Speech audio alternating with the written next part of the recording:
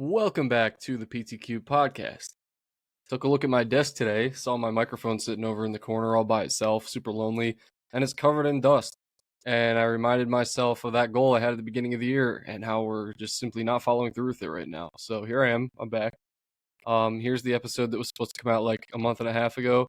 But I'm just gonna jump right into it, no more talking about that crap because it's just gonna, pointless. Why bother?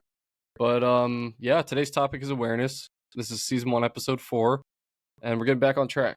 So I've had this prepared for a while, and I just have not sat down to record it. It's been a busy summer so far.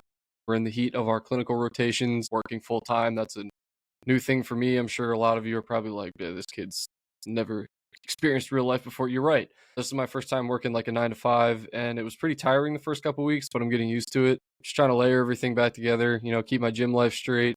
And I'm studying for a big CSCS exams, a strength conditioning specialist thing I'm trying to do. So there's not really much downtime, but I'm utilizing the little bit that I have right now. And I know it'll make me feel good when I finish this. So I've been meaning to talk about this topic.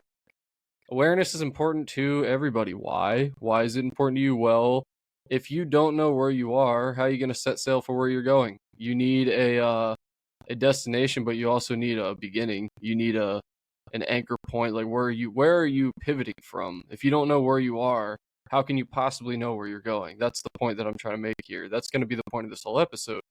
Is if you're not accurately self-assessing and you're not creating an accurate depiction of what is going on in your life, and not just a depiction, but a literal understanding of where are you, what are you doing, are you making progress, are you actually doing the things that you said you were going to do? You have to not only understand this, but continually reassess it every day. It's not enough to just sit down one day and be like, oh man, I'm really not reaching my goals. I'm not doing what I said I was going to do. Let's do better. Well, there's no plan behind that. There's no, it's just a realization. That's part of the step. That is one of the steps. But you have to do that every single day. I've said this before in previous episodes. It's good to sit down at the end of your day and kind of just dissect everything that went on in your day, what went good, what went bad, and then maybe zoom out a little bit. Let's look at the week. What have we done in the last week? Have we moved forward? Have we moved backward? Are we stagnant? Why are we stagnant? Have we made any actual changes? Maybe you've established your goals and your dreams and everything, and you're moving forward, but you don't really know how you're moving forward because there's no plan of action. There's no change in the things that you're doing. And, most people, they resist this idea of a true self-estimate. And maybe that's because they fear downgrading some of their beliefs about who they are and what they're capable of. So Seneca says, above all, it is necessary for a person to have a true self-estimate, for we commonly think that we can do more than we really can. Now, it's an interesting spin on that, because a lot of the times we're like, oh, don't underestimate yourself, don't be so hard on yourself, don't this, that, blah, blah, blah. But you can't do the opposite either. You have to understand what you are capable of right now in this moment so that you can move forward and become more capable and build up those weaknesses, turn them into strengths. Just because you have a weak link, people like to just ignore that and say, oh, I'm not good at that, or I'm not genetically gifted there, or that's not a talent of mine. Okay, well, you don't have to have a talent to do something. You can develop talent. You can develop skill. It's not just like you're born with a set of skills and that's all you can ever do. No, you can improve on anything. So, but to start with that, you have to understand where you are. You have to accurately scale yourself. Sometimes that involves comparison, but like everyone says, comparison is the thief of joy. You have to compare sometimes, because let's say you see someone who's living this great life and you want to understand how they're making such good progress. Ask them questions, see what they do on a daily basis, how they make steps forward in their life, and then compare that to how you do things. Are they constantly trying new things and going out on these adventures and seeing the world for what it is and understanding what it takes to make them happy? And then, if you understand that and you see that, then you can look into your own life and say, am I doing these same things, or am I just living every single day just like the last, expecting something different to happen? Being insane. That's what that is. And, it's equally damaging to value yourself at less than your true worth. But is it not equally common to be surprised at how well we're able to handle a scenario that we previously feared? So you have to understand that you are very, very capable within a certain limit. So you should be proud of your skills. You should be confident. You should be willing to go try new things, but you also should be willing to understand those things that you hide from, to identify those hiding places that you constantly go to when you don't want to engage in the activities that challenge you and make you feel weak, that it's so easy to go out and do something that we enjoy and that we know that we're skilled at, and we can do it in front of everyone and impress everyone, and there we go. We get to sit on our high horse all day and be happy about how well we did, but you're not building yourself in that way. You're just taking something out of your pot and reusing it. You're not developing anything new. You're not changing anything about yourself. So that's when we talk about how awareness is kind of like not telling yourself fake stories, but understanding this is where I'm at, this is where I want to go, and these are realistic steps to get there. These are realistic little lily pads that we can jump from to reach that final goal across the river. So, how do we start with that? Well, if you've done all the previous things I've said in the other episodes and you've begun to analyze your day, analyze your week, understand what exactly it is that you're doing, now you just need to develop an accountability plan, basically. If you're aware of where you need to go and you're aware of where you are, now you just need awareness of how to get there. You need constant awareness, not this segmental awareness of, it's easy to stop in the moment and suddenly become aware of something that's going on. But then it's just in one ear, out the other, and you're back to living your life like you always did. So how do we stay in this mindset? How do we stay accountable, stay aware all the time? Well, here's another quote from Seneca. We can remove most sins if we have a witness standing by, as we are about to go wrong. The soul should have someone it can respect, by whose example it can make its inner sanctum more inviolable.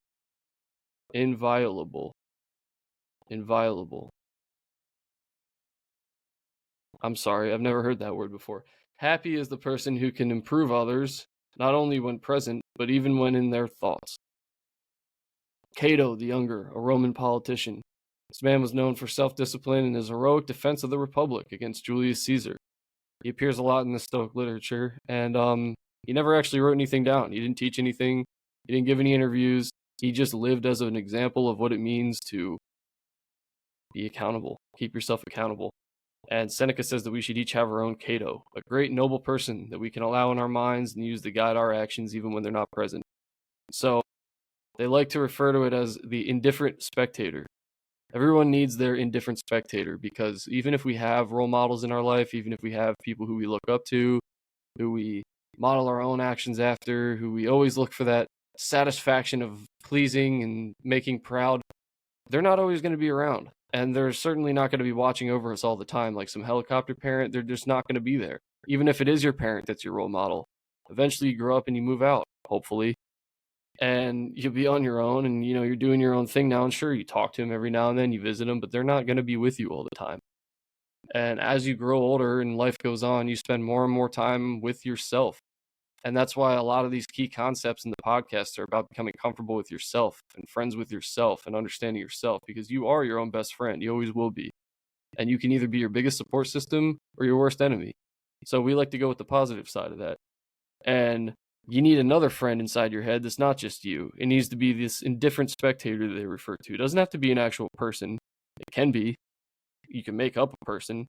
But it's someone who can just quietly observe you when we're considering doing something lazy or dishonest or selfish. If we do it right, we can live our lives in a way that maybe we can be someone else's indifferent spectator. You never know who's watching you. You never know who's looking up to you, who's admiring the things you do. Some people just aren't vocal about that. I mean, I'm sure you've been impressed by people many times, and instead of actually texting them or talking to them and saying, hey man, that was really awesome, like you inspired me in this way, instead you go the opposite direction and you view someone's accomplishment and you're like, wow, for a second, and then all of a sudden it turns into like this resentment, this like, well, I could have done that if I tried, I'm better than that, like they don't need all this recognition. And it's just us projecting, that's all it is. And I'm sure we're all guilty of this at some point, but it's like we see someone's accomplishment, we get excited about it, we want to know how they did it, and then suddenly it just contorts into like anger and jealousy, and it's because you're looking within. You've taken the spotlight off of them, and now you're looking at yourself and your own flaws, and you see someone worked really hard for something, and now you're angrily reflecting how you feel you haven't worked hard enough at something that you want to do. And that's why it's so aggravating, is because you see what they do and you know that that's attainable for you in whatever aspect of life or goals or whatever you're striving toward. Maybe it's not exactly what they did, but it's the idea of it, that they trained, they conquered, and then they got to bask in their glory for a couple minutes, and now you're looking at yourself and you're like, well, that pisses me off because I know I can do that. I just don't know how to take the steps to get there. But instead of asking them for help, I'm just going to be pissed off and not like them anymore because they think they're better than me, even though we have no beef other than the imaginary beef I just made in my head. And this is a really common thing in the gym. I feel like a lot of guys do this to each other. It's like you see a dude that's bigger than you, and for the first 10 seconds, you're genuinely like, wow, that guy looks awesome. What an amazing physique. Like, I should ask him what his split is. I should ask him. And then all of a sudden, it's like, I hate that guy. That guy's the worst. That guy's a dickhead. I'm not talking to him ever. And, there you go. You've just completely twisted it and projected. So, indifferent spectator. Find one, make one, create one, put it in your head. Create that being, that thing, entity, whatever you want to call it, that is just constantly watching you, observing you. And you should always be asking yourself, would this spectator be proud of what I'm doing right now? Would this spectator have something to say to me about my current behavior? Would they be proud of my actions, or would they hold me accountable in the way that I'm not holding myself accountable? So find that Cato, find that indifferent spectator, and immediately implement that into your life, because you can stop at all these different checkpoints and be able to look back and say, it's great to be able to say, I'm not doing this right, or I'm not holding myself accountable. It's only productive if then action is taken. It doesn't do you any good to spend the whole year stopping at the end of every month and looking back and saying, wow, I'm getting really good at reflecting. Well, all you're doing is reflecting on the things that you didn't do. You didn't change anything. You didn't start holding yourself accountable. You tried like 6 random times and then stopped right after that. So this is how we stay consistent with accountability and consistently aware of all the things that we're doing. And you just have to add that second perspective, because we are not always able to hold ourselves accountable. So add another party. That's all there is to it. Inviolable. We're coming back. Never to be broken, infringed, or dishonored. In case you're wondering, because I was, that is what inviolable means. So I will be adding that to the bank of words that I now know and will never use. Just had to go backtrack and make up for that really embarrassing moments. Next topic. Let's move on. Self-deception is our enemy. Pretty basic statement. I mean, I would think that most people would agree, but let's really break that down. So, self-deception is our worst enemy because it rejects the idea of keeping an open mind and learning from all of our experiences. Basically, as Epictetus puts it, it is impossible for a person to begin to learn what he thinks he already knows. And that is a really, really fantastic quote that I wish that everyone in this world would read over and over and over again every single day, because I think that it would just create a much nicer place for everybody, a more understanding environment, a more just general willingness for people to learn from each other and understand that you don't know everything. It doesn't matter how smart you are. It doesn't matter how good you are at multiple things, or really, really, really good you are at one thing. There's always things to be learned, and you do not know everything. So by thinking that you know everything, you become closed-minded, and that's where your learning stops. That's where your journey ends. Don't do that to yourself. Don't close the door on everything. Keep an open mind and understand that there are lessons everywhere. That every single place you enter, person you speak to, treasure chest of information. And you have to respect that, because that's one of the greatest things about this world, is that there's side missions everywhere. Every single person that you talk to, every place you go to, as long as you have an open mind and you go into it with the idea of, I'm going to grow and learn, you're going to grow and learn. That's just how life works.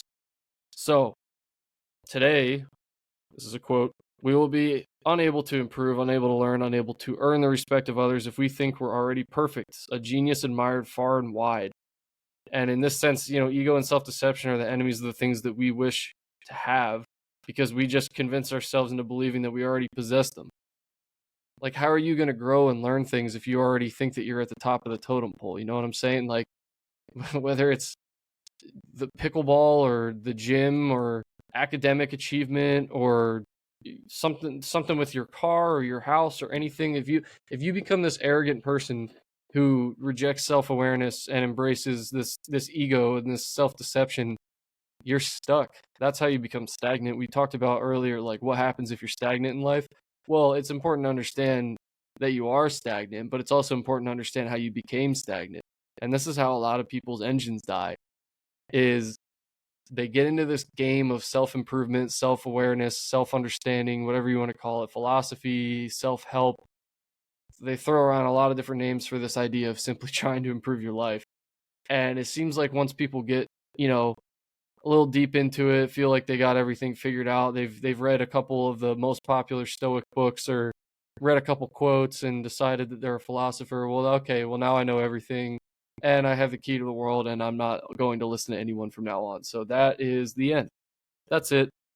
If that's the decision you make, you're done. You're not going anywhere because that closes the door to everything in your life in the future from that point on. There's no moving forward.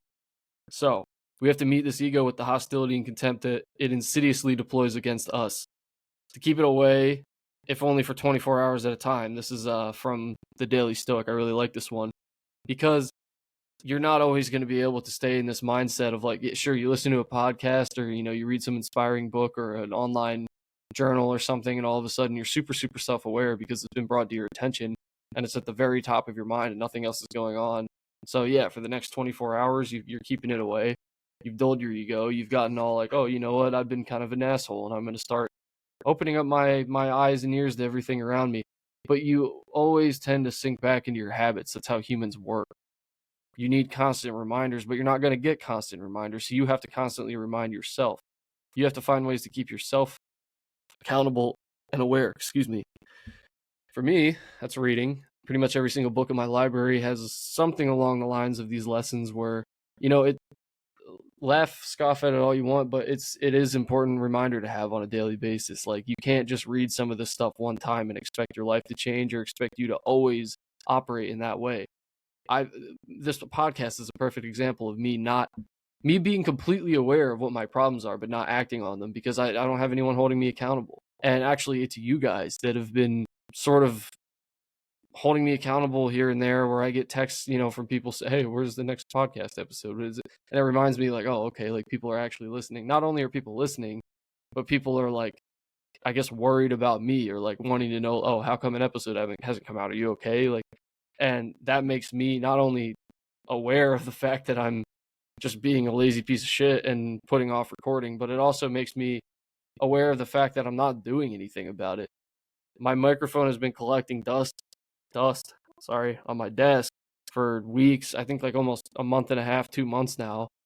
And every single Sunday I've had ample time to sit down and record these episodes, but I'm just like, I start talking or I start reading and I'm like, this doesn't flow well anymore. So I'm just not going to do it. I'm tripping up on words because I'm not doing it as often, and I'm starting to get all, you know, awkward in front of the mic again, tripping up over words like inviolable. So you just gotta understand that, like, okay, yeah, it's gonna be challenging, but you gotta do it, and you gotta constantly remind yourself that you have to do it, and you have the capacity to choose. So you are not your job. You're how much money. You're not how much money you have in the bank. You're not the car you drive. You're not the contents of your wallet. That's from Fight Club, by the way. Great movie. So it's easy to confuse this image that we present to the world for who we actually are, especially when, like, you've got social media deliberately blurring that distinction between what we present and what we actually are, and everyone just wants to look their best and feel their best and appear their best, like push this perfect version of themselves online and for everyone to see, and you don't see any of the stuff that goes on behind the scenes. These people are only posting the very best things about their lives. So a quick little awareness task for you is to look at your own social media, and you probably do the same thing. So browse through yours. You're probably looking at some of the best moments of your life, some of your greatest memories, some of your most fun vacations, your, you know, the coolest pictures you've ever taken where the sun hit a perfect spot in just the right way. And, or maybe it's your gym account and you got under perfect lighting with the best pump ever. And you even drop some edits on the photo, but you just makes you feel good. It's like a big confidence boost. You look amazing. It's the best picture you've ever taken of yourself. But then you wake up the next morning and you look at the mirror and you're like, oh man, if my followers saw me like this, they would unfollow me, man. And if that's the situation that you're in, why live that way? Like, why? What are you earning? What are you gaining by trying to convince everyone around you that you're living this like luxurious, perfect life? You don't gain anything from advertising your life to other people unless you're like an influencer or something. I really don't even understand how that works. They basically just fake their whole life so that they can look popular on social. Anyway, it's like corrupting society in a way because it's completely blurring our own awareness and our own self-assessment, because we're starting to think that all these people, it always goes to comparisons. This is what I hate about everything being online and everything being broadcasted constantly in our faces from our friends and our family and like random strangers and these algorithms they have on social media where once you start looking at this stuff, it knows that you're going to look at it and it keeps pushing it to you. So I've done a really, really good job of staying off my phone recently because every time I'm on social media, I find that my awareness just goes to absolute shit because it twists my own perception of myself. And I start getting into that, like, that self-deception that I was talking about earlier. That ego starts floating in and I start getting mad and projecting and looking at these other people and why don't I have that? Like, they're younger than me and they look better than me, or they're younger than me and they have more money than me, and I should have chosen a different career. I'm still in school and all that. It's so easy to get into that game of comparison and self-deception and not understanding all the great things that you've done along your path to get where you are. Because it doesn't just happen in a day. You're looking at some end games from people online too. You have to understand that also. Like, everyone's on a different path here. There's no, I've talked about this previously as well, but there is no ceiling. There's no second floor. It's just a staircase that goes up. That's what life is. It just keeps going up, up, up, up, up. Never stops. And some people are on different stairs, and it doesn't mean you're higher than someone else. It just means you're in a different place than them. You're further along the line, I guess, but there is no end point, so you're not better than them. You're not beating them per se. There's no first, second, third place. It's just maybe they've been walking or stepping up there a lot longer than you have, and they have a better view than you. I don't know. Look at it however you want. But the point is, you can't allow these perceptions of other people to affect what you think that you've done or the success that you've had, because it doesn't allow you to appreciate all the good that you've already done. We rarely look back because everyone always says, like, don't dwell on your past, don't get caught up in your failures or anything. But we rarely take the time to appreciate all that we've done to get to the point that we're at. When you get these go-getters, these chronic goal setters, I mean, like, I'm speaking to myself here when I talk about this, but it's like you wake up every morning and you're just worried about fulfilling your goals and your checklist of things that you need to do for the week to get you to the next step. And it's always just the next step, the next step, the next step. And when you're in that mindset, that grind set all the time, and you feel like you're working so freaking hard and you don't have any free time and you fully committed to your goals and you're making the best out of yourself, it hurts so much more to then go on social media or see those things and then after all that work then feel like you haven't done anything. So don't do that to yourself. Don't consciously put yourself in that situation. If you feel that you get into those moods, those kind of self-destructive thoughts, the ego comes in, the angry projection, and you don't feel like yourself and you start to feel that self-deception, you have to blot out whatever's doing that to you. If that means getting off social media, get off social media. If it means unfollowing some of the accounts that you feel are skewing your own perceptions and emotions, unfollow them. It's just social media. It's not like, you've done a terrible disservice to somebody. Like, just unfollow them. You won't see their content anymore. Block the accounts that you don't like to see that make you, that evoke those emotions and get you all riled up and feeling like you haven't done enough. It's just simple steps like that, where if you, like Sia talked about in my second episode here when we were talking about that diet, I forget exactly what she referred to it as, but like your overall like consumption of media, consumption of food, consumption, everything. It's everything that you take in to your body, to your mind, your spirit. All that combines into what you are, what you believe, and how you feel and act. So if you're always absorbing things that evoke these jealous, egotistical, like kind of negative, arrogant thoughts, that's what sets you on that course away from where your goals are. That a big wind gust blows by and hits your sails, and next thing you know, you're sailing to a completely different port that you did not mean to go to because you had a goal in mind and maybe you even knew where you were coming from and you thought everything was going right, but you did not prepare for the storm. And you didn't even attempt to sail around the storm either. You just went right into it. So this is what I'm getting at here. You have the ability, fully have the ability, if you just stay conscious of your actions, of the things that you're consuming, to remain aware of all the good that you're doing without having to, and even remain aware of the good that other people are doing and be able to congratulate them on that. That's when you know that you're in a good state of mind. A peaceful, kind of just content state of mind is when, and I say this because I've been in this place and I've been out of this place many times, and I think I've even been really out of this place recently. But if you can look at things that other people have done, remove it from that kind of stupid fake mask that they put on it with social media, take it for what it is, and be proud of that person for what they did, and then just move on and not have it affect anything about what you think of yourself, that is when you've achieved an accurate self-assessment, awareness, control over your emotion, basically a combination of everything that we've been talking about in this podcast, the ability to take something at surface value, remove all the extra bullshit and the glamour and, stupid layers that go on top of it. Just understand this is what happened. This is what they did. That's pretty cool, to be quite honest, and I'm proud of them. And I'm not going to get jealous because I am such a capable person with my own set of skills. Why does what they just did have any relation to me and my path? It's two different paths. It's two different people. It's just not related. So just be happy for that person, for that thing that they did. And if you want to do it too, then by all means, like if it aligns with your goals, go be inspired. Maybe they're your Cato. They're your spectator. Take that person and think about like, all right, well, they must have gone through some really rigorous training to get that done. So I'm going to model after them and go for that goal and do it in my own way. And let's see if we can get that done. But don't try to be them. Like, don't take your identity and try to mold it into someone else's just because they present themselves in this way that seems so amazing. Because I guarantee you that whenever they're not on social media, their life is nothing like that. Because that's not how life works. If you haven't noticed yet, it's not all happy rainbows and sunshine. It's really easy to present it that way, but it is not that way for anybody. It doesn't matter how much money you have. Money will not fix that problem. It just gives you more responsibilities, more things under your wing, more things you have to delegate. Money just increases stress. You can't buy yourself out of stress. The more things you buy, the more things you own, the more things you're responsible for and have to think about. It's almost easier to go the route of minimalist. The less things you have to worry about and the less things you want, the more wealthy you are. You can just take the opposite route. Stop trying to buy everything. Just be happy with what you have. There's an awareness task. Look around your room right now or wherever you're at.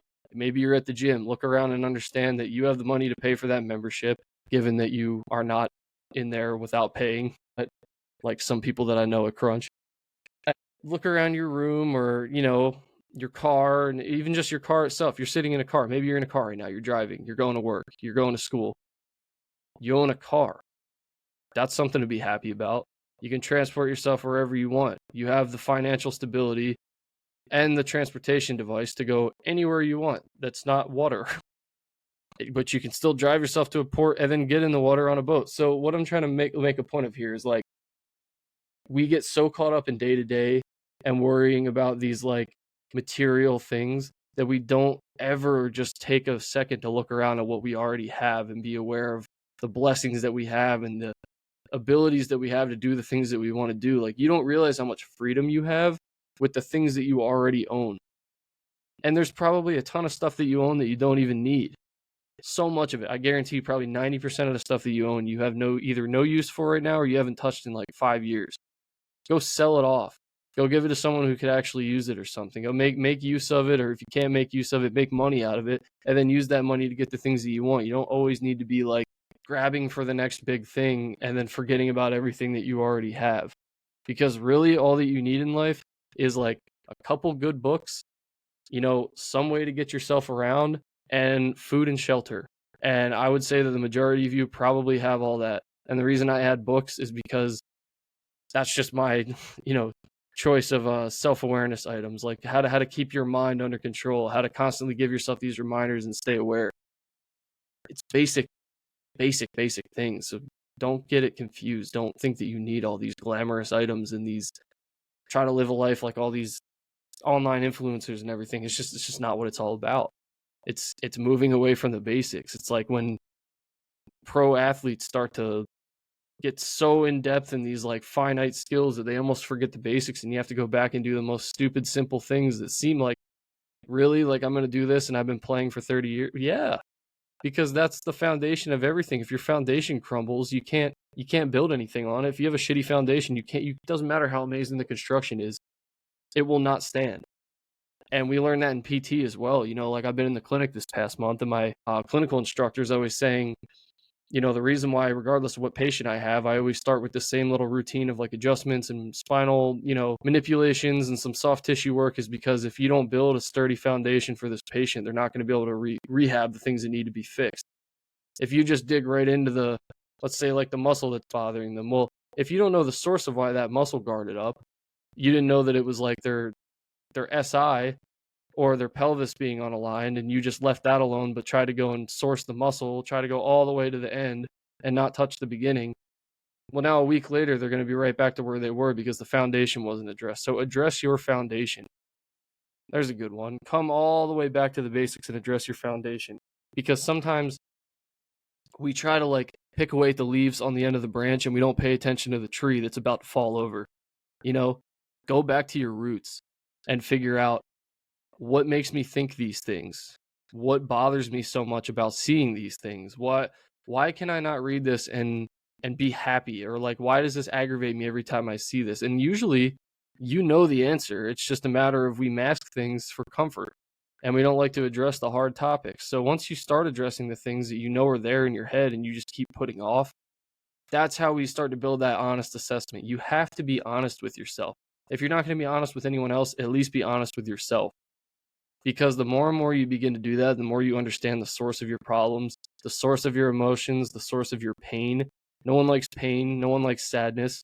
So if you understand where it comes from, obviously you can't stop the externals. We've learned that a million times. You can only control what's within your grasp. You know, it's like forget the things that are out of your control, those external disturbances. That's whatever. That's life. You just have to, roll with it. But the things that you can control are the things that go on inside your mind. You can't be your own worst enemy in a world where things are going to knock you around and send you spinning. Don't do it to yourself. Don't deliver the final blow to your own self. You're supposed to be your own best friend, your own, watchful protector. So do your job better. You start speaking honestly with yourself. If you don't talk to yourself, you don't have that voice in your head that you speak to like me, then read and write things down. And if you don't do that, then just go stare at a wall and turn your brain off for a couple minutes and find some way to create your own version of meditation. And eventually your mind will start calming down because you're going to have the time to actually pick apart the things that are bothering you instead of, I know so many people that just get super, super, super busy and they just layer their day with hour on hour on hour of things that don't actually matter, don't necessarily do them any good. They're just only keeping busy so that they don't have to deal with the traffic in their mind. And if that's you, go ahead and raise your hand. I can't see it, but at least be honest with yourself right now in this moment. If that's you and you constantly just fill your day and fill your time to claim that you're a busy person, but really it's just because you don't want to be busy with what is up in your head, you are a perfect candidate for this self-assessment and this honest reflection and this self-awareness task of moving away from self-deception. We need to go from self-deception to self-awareness and honest association of these topics. Oh, geez, really got on a rant there. But let's wrap up this segment with this quote. I really like this quote. So there's philosophy in everything. Epictetus says, "Eat like a human being, drink like a human being, dress up, marry, have children, get politically active, suffer abuse, bear with a headstrong brother, father, son, neighbor, or companion. Show us these things so that we can see that you truly have learned from the philosophers." This is what Epictetus means about the study of philosophy. Essentially, study, yeah, but you have to go live your life. It's the only way that you'll actually understand what any of this means, and more importantly, it's only from your actions and choices over time that it's going to become possible to see whether or not you actually took any of those teachings to heart. So, read, study, but also act. This is where everyone trips up, and this is what I was saying earlier. You can assess and reassess as many times as you want, but that whole chunk of the sandwich in the middle is act. You have to change something. You have to do something. You have to address something. Maybe you've gotten really good at identifying your shortcomings and you've created this giant list of goals and you literally have like the future you, the blueprint of future you made entirely in your head, on paper, whatever. And you even know the steps to get there, or at least the ones that you think are going to work, and you just don't do them because you notice right away that it's very difficult. Well, change is difficult, so it's not going to get any easier by doing nothing. It will get easier by starting. First one's always the hardest. You have to be aware of this when you're going to work, going on a date, deciding who to vote for, calling your parents, waving to your neighbor, anything, tipping a service, you're out at dinner, you're delivery man, anything, saying goodnight to someone you love. Every little bit of that is philosophy. And they're all experiences that bring meaning to these words. because I told you at the very beginning of this podcast, I don't just want to talk. Anyone could get up on a stage and talk about concepts and not handle the solution part or the in between. Like, here's the beginning, here's the end, but I'm not going to tell you how to get there. Everyone wants that beginning, or I'm sorry, everyone wants that middle part. Everyone has the beginning and end if they just self-assess, but it's how do you get there? That's the hard part. Because if everyone knew that, there'd be no point for talks like this, and everyone would just have all their shit together and the world would be perfect. But in order to fill that sandwich, in order to bridge the gap and get that middle piece established, you have to start acting on these things. So you can be as aware as you want. You can be the most aware person in the world, the most self-aware person. But it almost hurts even more when you're incredibly self-aware, but then also aware of the fact that you're not doing anything about it. So don't cripple yourself in awareness and in that honest assessment by then not doing anything about it and serving yourself. And I say this from personal experience because that's kind of how I've been feeling like the last 2 months. Like, sure, I have a lot of really great things going on in life right now, and I have tons of things to be grateful for, and I'm making some great strides forward in my goals and my, professional development and everything career-wise. Like, yes, there are a lot of things to consider here, and I can. It makes it easy to make excuses. It makes it very easy to make excuses when you have wins going on in your life. When you're down, everything sucks. But when things are good and when you're doing really good for yourself, it makes it so much easier to like brush aside those little things. But they're not little, but you make them seem little because you have so much going on, quote unquote, so much going on. I don't care how busy you are. You have time for the things that you know you need to do. All you have to do is restructure your priorities. You're aware of the things that need to be done. You're aware of how to create the time to do them. You're just not doing it. I'm talking to you, Nate Karam, the person who couldn't record a podcast for the last 6 weeks just because he didn't want to, couldn't find an hour in his day when he probably had like 12 every weekend. Don't just be aware. Do something about it. You have to do something. You're going to thank yourself a million times for just taking the first step. And you're going to smack yourself a billion times more for not taking the first step, because you're just going to be stuck with that thought every single day. You're going to wake up every morning and be like, I still didn't do it. It's always going to linger in your head, and you know that. No matter what it is, I mean, you're probably thinking of your own personal shortcomings right now, but you can just never shake it from your head. You always have to sit with that thought of like, I didn't do it. No one wants to be there. I would so much rather be the person that tried a million times, screwed up a million times, than finally figured out one way that did it and worked. So find the one way by repeatedly making mistakes over and over and over.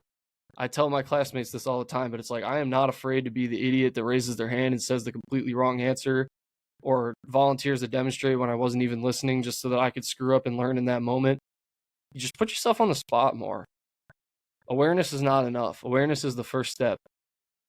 So be aware, but then act. Gotta act. Gotta start moving forward. So here's a good question. What rules your ruling reason? It's like the chicken and the egg crap. So this is Marcus Aurelius, of course, one of my favorites. How does your ruling reason manage itself?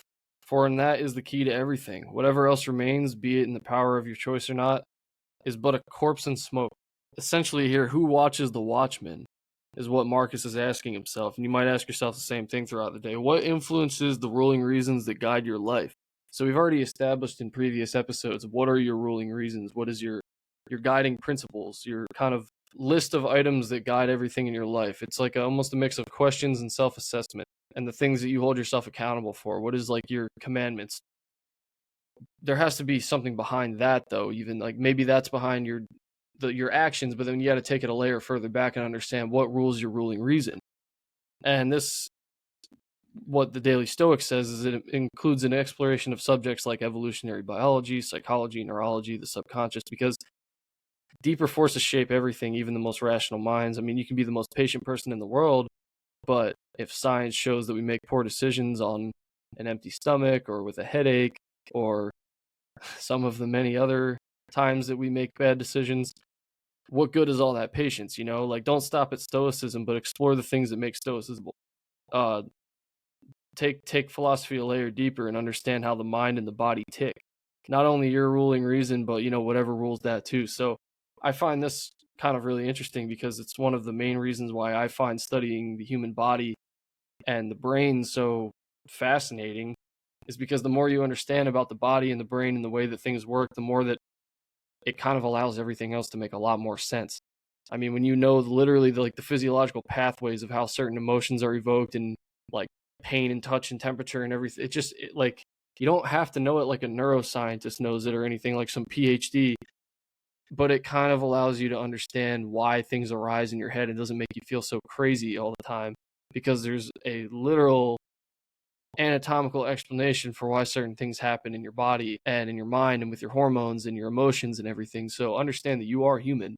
And regardless of how, crazy and out of whack you may feel sometimes, you're human. And these are human emotions and human traits and things that we just have to deal with as a species. So if you at least understand that as a bare bones, you can move forward and, start, like I said, foundation. There's your foundation. Now start building on top of that. So it may make your ruling principles make a little bit more sense when you know where they're coming from. But I will ask you this kind of as a couple closing points here. Why are you trying to impress all these people? And I ask myself this all the time because I find myself over and over, especially with like gym stuff. Like, you always say it's like, oh, it's my path and I'm just proud of myself and I'm trying to work on myself. But you always play the comparison game at some point, and you always want to impress those people that are bigger than you or that you're admiring. So here's a quote, Epictetus again. If you should ever turn your will to things outside your control in order to impress someone, be sure that you've wrecked your whole purpose in life. Be content then to be a philosopher in all that you do. And if you wish also to be seen as one, show yourself first that you are, and you will succeed. So the book basically says, is there anything sadder than the lengths that we'll go to impress somebody and the things that we'll do to earn someone's approval? Sorry. But like when we examine this in retrospect, it's like the result of some form of insanity. Like people make us change the way that we dress or the way that we talk or the things that we eat. And you find yourself sitting there pinned on your phone waiting for responses from people or recognition or that praise that you're looking for. And in the moment, it's, you don't really notice it. It's just you've been shifted from your baseline and now you're relying on other people's opinions to satisfy your own of yourself. But then retrospectively, it feels like you were in some kind of trance. Like, how could I possibly stoop that low or allow myself to be walked on like that? But the irony of all this is that the people whose opinions that we value the most are really not all that great. I mean, me and you included, they're flawed. We're all flawed. And these people that you see as so special and so great and such, amazing role models, they're distracted by the same stupid things that we're distracted by. And they have horrible qualities, hidden sometimes qualities that you'll never see because they won't advertise it because that's not going to make them money or make them famous. But we all have problems and we all have struggles, and you cannot put these people on pedestals or put these things or items or anything on a pedestal and allow it to affect the way that you view yourself, or especially not the way you act. Because once you allow these other people to start affecting the way that you act and the way that you see yourself, you've lost yourself. And we don't want to get to that point. And here's another quote from Fight Club. We buy things we don't need to impress people that we don't like. Sounds pretty stupid, right? But it's what we do. We do it all the time. There's almost rarely a time when we only do something for ourselves. It's always like, wow, this will make me look cool.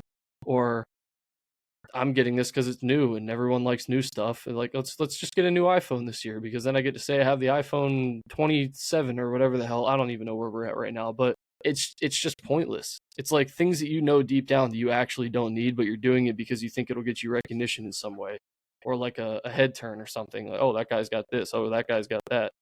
Well, I think it's really cool to have things that aren't material, like life skills and the ability to carry yourself calmly throughout the day, regardless of what, disturbs you or what events unfold. Because those people with the brand new iPhones and brand new Maseratis and everything, like, that's great. They got all that. But what's going to happen when chaos hits in their life? They're certainly not mentally stable because they're relying on all these material items to make them happy. So just remind yourself of that. Not everyone's as special as you think they are. But at the end of the day here, you're a product of your training. So here's the last quote I got for today. Marcus Aurelius says, chasing what can't be done is madness, but the base person is unable to do anything else. So basically, they break it down here by saying a dog that's allowed to chase cars is going to chase cars, and a child who's never been given any boundaries will become spoiled and then spoil their children, and they're on their. So you have to understand how to regulate yourself. It can't be this can't be how you'd like tomorrow to go, is essentially what it's saying. Like these completely unguided, just acting on whims all the time. Like you have to be aware of all of this. You have to put in place training and habits now on a daily basis. Like this is training. What we're doing right now, this is training. Me making this podcast is training myself. You listening to this podcast is training for yourself. You reading, me reading, we're training. You're developing a lifestyle through disciplined training. So you have to put in place the training to replace ignorance and ill discipline, because only then are you going to be able to act and behave differently. It's the same way that you develop skills in sports or anything that you do. It's every single thing that you do throughout your day is training, whether or not you believe it, whether or not you understand that. Drinking coffee every morning, you've just trained yourself to now need coffee every time you wake up. Taking pre-workout before you go to the gym, that was training. Now you feel like you need it. Now you're really good at it. You're really good at drinking that pre-workout every single time you decide you're leaving. I'm talking to myself again. But your entire day, think of like maybe a month in your life as a I don't know, preparation for some big fight on the last day of the month. And every day leading up to that is part of your training. Everything you do within that day, when you wake up, when you go to sleep, is it consistent? Is it not consistent? What do you eat? Who do you talk to? How much time do you waste on social media? How much time do you waste talking to people that don't give anything back to you in your life? We've touched on that one before, creating your circle and only, talking to people who fill your cup, not empty it. And once you start to understand all these things and at least consider them, and once you stop seeking the impossible, like the short-sighted and the unnecessary, that's when your life starts to come together and your training can be very streamlined. And you suddenly realize all this time that I thought I didn't have in my day, you do have. It was always there. It was just not being utilized properly. It's being wasted on things that don't matter, items that don't matter, pursuit of things that don't matter, communication with people that, I won't say don't matter, because sure, everyone matters, but maybe they don't matter to you because they just aren't someone who belongs in your life. That's just a fact. 99% of the people you meet in your life, they're not going to stick around. They're not meant for your life, especially if you're doing great things and you're on this path of self-improvement and you've taken those really difficult steps to move forward in this way. There's a lot of people that don't even get to the beginning step of that because they either don't care or they don't want to. So don't let yourself get held back by people that are ignorant and are closed-minded and are all these, basically everything that we're not talking about today and that we don't want to be. If you think that your circle is full of people like that, maybe you'll lose some friends in the process, but at the end of the day, you have to do what's best for you, and you have to do what's going to move you forward and get you moving up those stairs in life. And don't be afraid to reach down a hand later and, help other people if they ask for it. Don't be an asshole, but at the same time, don't solicit advice and constantly try to impose yourself on other people. So just stick on your path. You're going to upset people regardless. It's just what happens in life.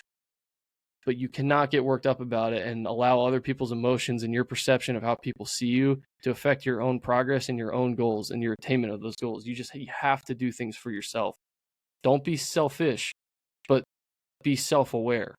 Understand that if you know that something is going to benefit you in a great way and move you toward the things that you want, do it. Who cares if you're going to upset a couple people? You have to look out for yourself. Who cares what other people think of you? So that's all I got for you guys today. I could go on forever here, but it looks like I'm reaching about an hour, or might even be over. But glad to be back. The next topic is going to be, let me see, book here, unbiased thought. So the next episode I'm not even going to say a date, because then I create the opportunity to be mad at myself when I don't follow through. But according to my schedule, it should be 2 weeks from now. So we'll see. But yeah, recording this one again today made me realize how easy it is once I get talking. So no more excuses. I got to be practicing what I preach here. So I hope you're all doing well. If you watched my last episode, I talked a lot about what's going on in my life. So again, yeah, I'm busy, but no excuses, because you can find the time for the things you love. At the end of the day, it's just about restructuring and understanding that you're probably not filtering the things that shouldn't be there. So with that, I hope you're all having a fantastic morning, afternoon, evening, whatever it is where you are. And yeah, this is PT Cubed. Happy to be here. Hope you enjoyed, and I will see you next time. Peace.